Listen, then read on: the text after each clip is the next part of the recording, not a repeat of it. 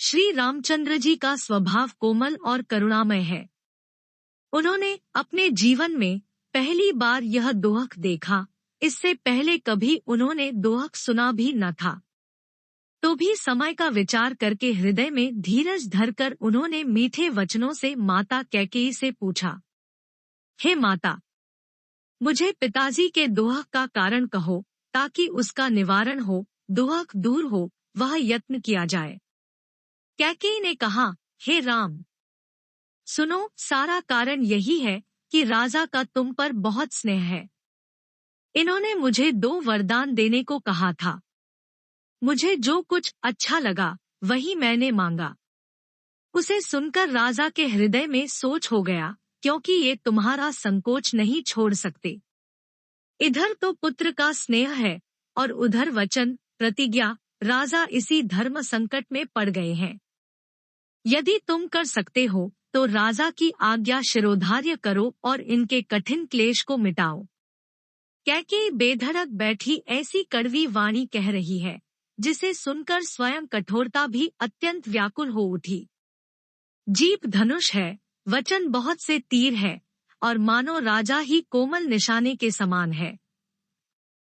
इस सारे साथ समान के साथ मानो स्वयं कठोरपन श्रेष्ठ वीर का शरीर धारण करके धनुष विद्या सीख रहा है। श्री रघुनाथ जी को सब हाल सुनाकर वह ऐसे बैठी है, मानो निष्ठुरता ही शरीर धारण किए हुए हो। सूर्यकुल के सूर्य, स्वाभाविक ही आनंद निधान श्री रामचंद्र जी मन में मुस्कुराकर सब दूषणों से रहित ऐसे कोमल और सुंदर वचन बोले जो मानो वाणी के भूषण ही थे। हे माता, सुनो, वही पुत्र बड़भागी है जो पितामाता के वचनों का अनुरागी, पालन करने वाला है। आज्ञा पालन द्वारा माता पिता को संतुष्ट करने वाला पुत्र, हे जननी, सारे संसार में दुर्लभ है। वन में विशेष रूप से मुनियों का मिलाप होगा, जिसमें मेरा सभी प्रकार से कल्याण है। उसमें भी फिर पिताजी की आज्ञा और हे जननी, तुम्हारी सम्मति है और प्राण प्रिय भरत राज्य पावेंगे।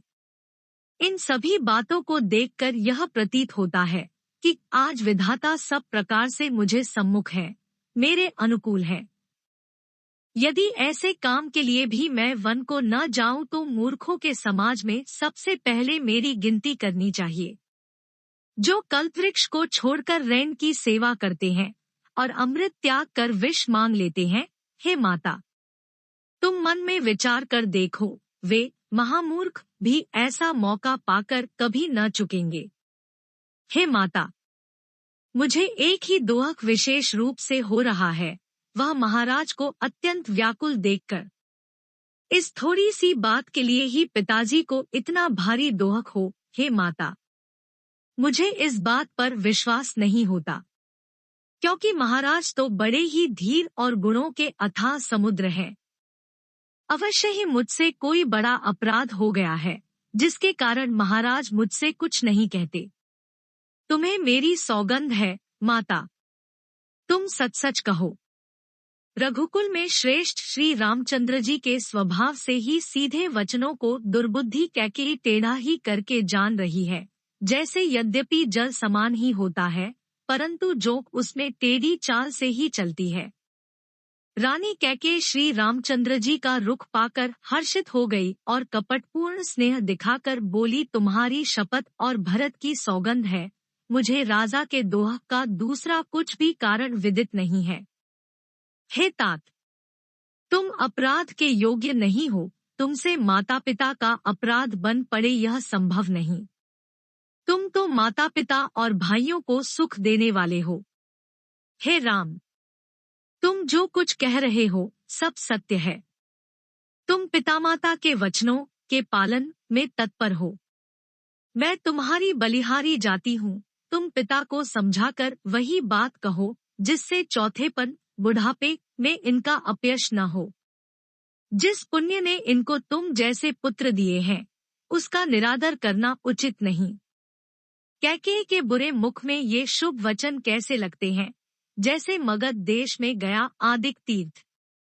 श्री रामचंद्र जी को माता कैकेयी के सब वचन ऐसे अच्छे लगे जैसे गंगाजी में जाकर अच्छे बुरे सभी प्रकार के जल शुभ सुंदर हो जाते हैं।